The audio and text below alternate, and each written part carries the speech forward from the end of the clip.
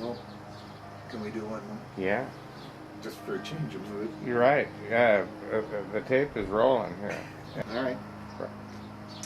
Shooting the thief. 15, I stumble home after midnight from the cannery, too double-shifted to smell the sweetgrass at the river or the bread rising in my aunt's bakery next door. I don't need light to find my bed on the back porch. I need out of these berry-soaked clothes and into bed. My pants hit the floor. I hear a ratchet. Zip, zip, zip. I peel curtains aside like a bandage. A shadow of a thief hunches over my mother's tires, her battery and generator that she bought with her sweat and cracked, bleeding hands. I load the old single-shot 12-gauge, snick shut the breech, hold my breath, and ease open our thin back door. He's smaller than his shadow. I tap him on the shoulder with the muzzle. "Hey, fucker," I say, and he runs. Without a grunt or a look, he jumps up and runs. This isn't the way of things in the movies. He's supposed to put up his hands, say he's sorry, wait for the police. The dark blob of him nearly makes the tracks when I split the night with fire that brings Mom, my sisters, the neighbors, the cops. My thief shows up at the hospital to get the lead out, winds up doing 7 years. The cop, my ex-dad's ex-partner, says I have to go downtown. Stripping cars ain't a capital offense, he says. Here's the rule. If we can't hang him, you can't shoot him. He lets me go at dawn. There we go. Dad is everywhere in this book. Yes, he got around.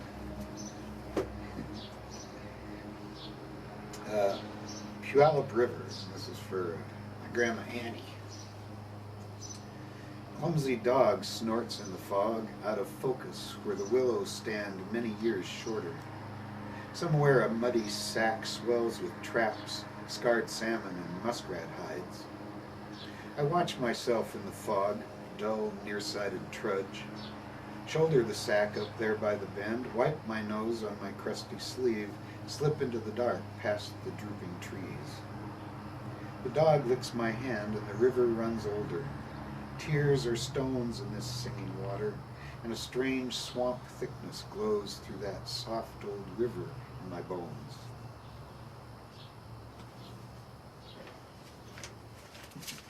It's great the way that we found these poems and how they weave into the story of the Americas, and then how it all becomes an American story, one American story. Yeah, we're all Americans. Yeah. That really came home to me when I went south. We're still Americans. And like Margarita said when we were looking across the bay at Salvador and the artillery was firing off, and we were standing there in the water taking a break, and she said, it's in a poem later, we can walk to your house or my house on this same beach. That was the first time I realized we were all Americans. This one's called Sacrifice, and it starts with a line from W.B. Yeats. Too long a sacrifice can make a stone of the heart. We stare into the same wilderness, into the shards that were our smiles, our touch, our precious memory.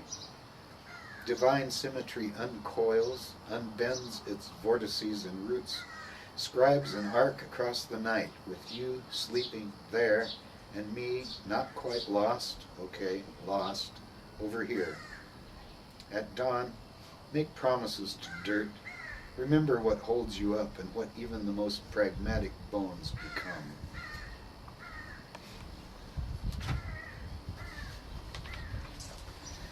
Building. Pull the old crosscut down, set the mangled teeth and file them true. Grow in tree time. Simple as wood, as the bucking of wood. Grow. Too big finally for the sink, the crinkling gray wash tub, the house. Split wood and stack it. Morning blood crackles crisp as the fresh white heart of alder. One more stick in the stove and coffee throats its low groan. Bed in the corner moans, table and chair sway and rustle like moss in the dark. This pencil leans for water.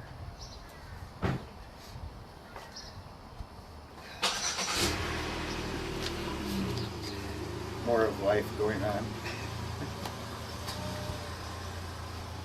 A gift poem. McKenna Creek creeps west, shallow and slow as swamp. Mist rises early like Bigfoot and loafs the day in secret somewhere near the coast. Fish line flips the water. This land feels our footsteps. 2 dried snail shells rattle my creel, barter for my daughter. Signal when you're moving on. I'll reel in a series of record dreams and follow.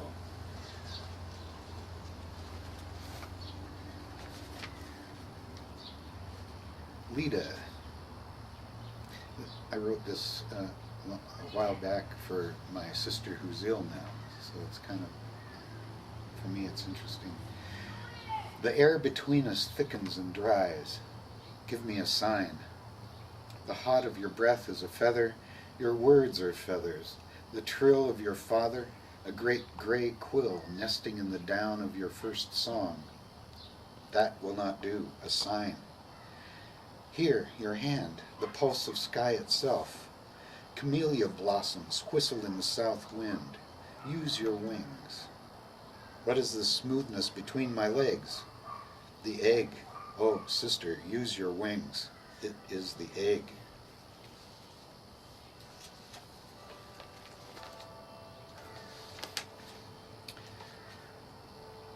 Lake Kapowsin. Do you know Kapowsin Lake?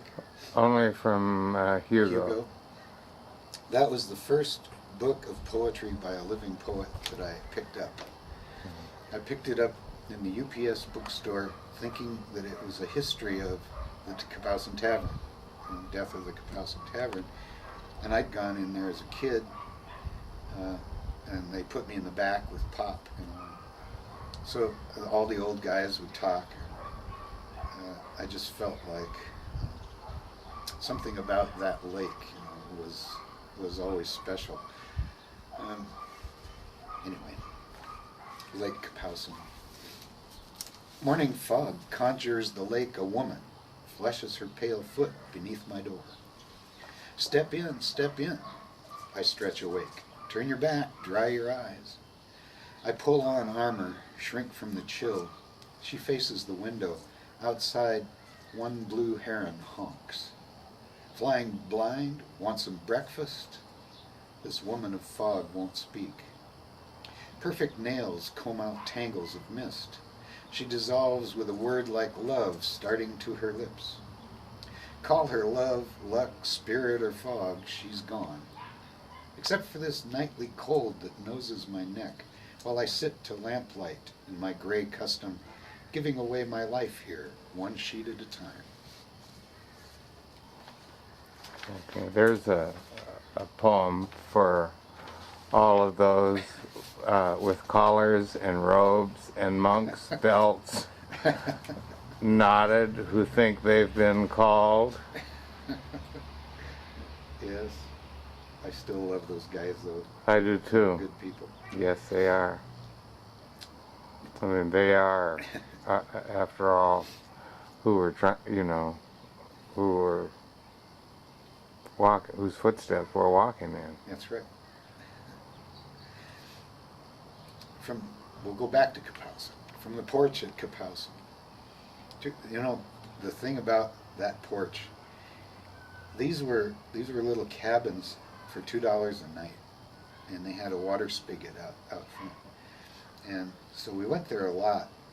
That was one of my grandfather's favorite places to fish, so I was there a lot. But when I got older and I had a writing project to finish, I liked to go up there and rent those $2 cabins and do that last stretch and finish them up there. So that's one of the things I was doing here.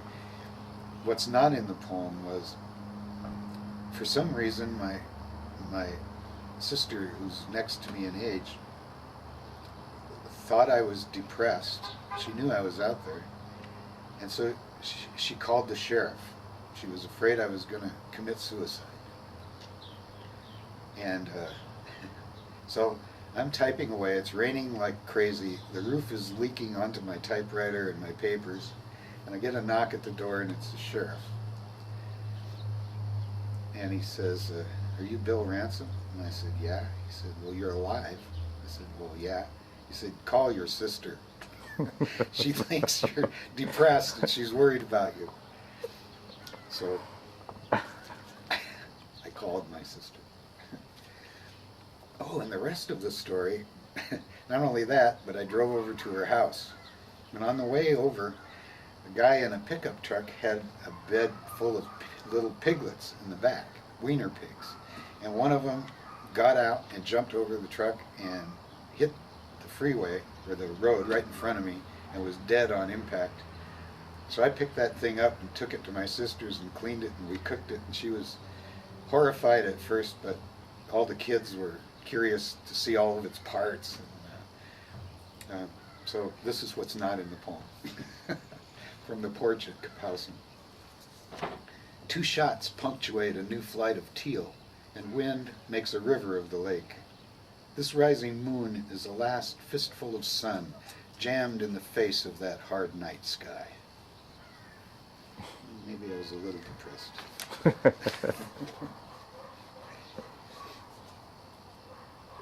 Fishing the yellow jacket, which when I was a kid was called niggerhead. So times have changed. A fresh, damp snakeskin uncurls, one last slither wheezes out. The cascades creak open, their rumpled backs bank this low fire. 2 gray salamanders scrape and skitter, playing tag, or loving, or hunting.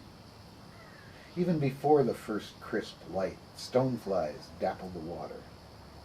We shuck our thick night skins and glide prehensile across that long blue dawn.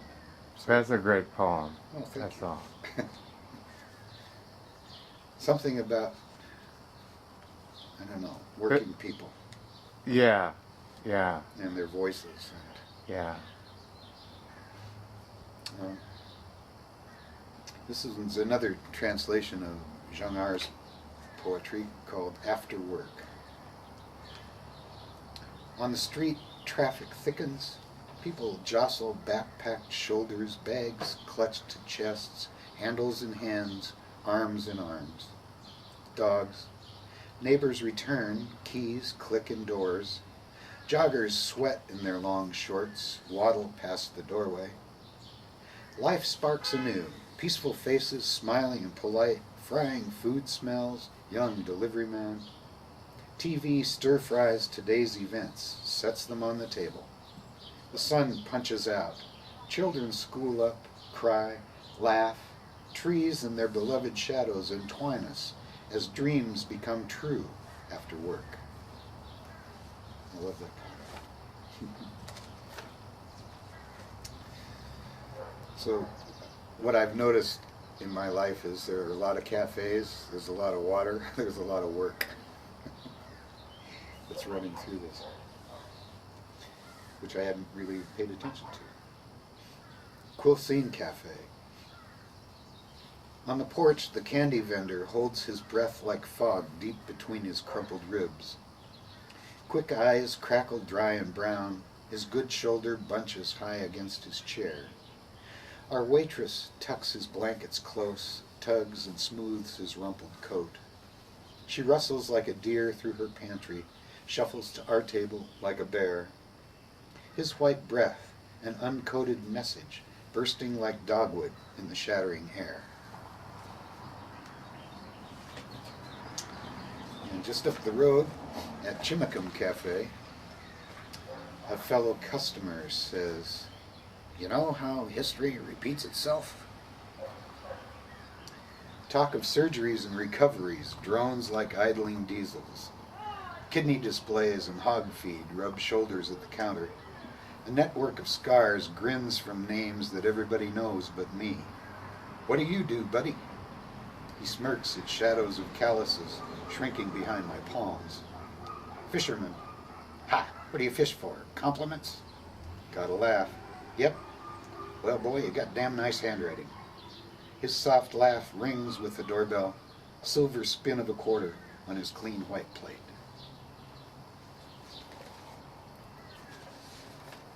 Pastime Cafe. This is Walla Walla. Eyes in this place droop, thick puckers under the eyes, folds under necks droop, jowls, and the plants in the windows droop, plants in the pictures on the walls droop, cigars in racks, bowling trophies, unmatched silver droops. This table and its cracked vinyl chairs droop, warm salads, year-old crackers droop. My tired hands droop, Eddie Arnold droops from the jukebox. I wake up away from you again, and my whole body droops.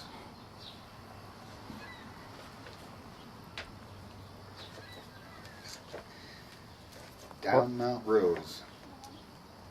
When I was at Nevada, I had the privilege of sharing an office with Walter Van Tilburg Clark, and he lived at mostly up in Virginia City, but we both liked hiking Mount Rose.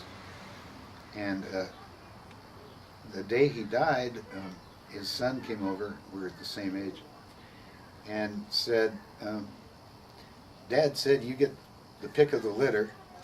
And it turned out that he had, his St. Bernard had had puppies. And so we got one. And she was one of the great dogs of all time. And that has nothing to do with this poem, but it has a lot to do with Walter Van Tilburg Clark. Coyote songs skip in a dry scramble of lizard. Wind puffs its short hot breaths, a child sleeping late and curled close. The mountain groans deep, a hard moaning body in the middle of love. This lizard, all lizards, snaps flies from a flat back of black rock.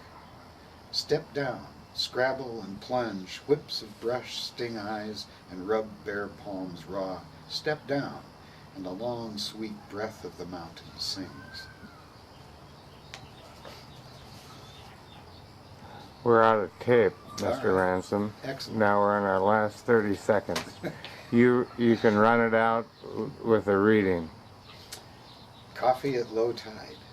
Behind the cafe, sand fleas flick in the glare and a dead gull's bones click together in the wind. Mother Moon's secret fingers peel the tide back, and the eye of noon parches the succulence out of things.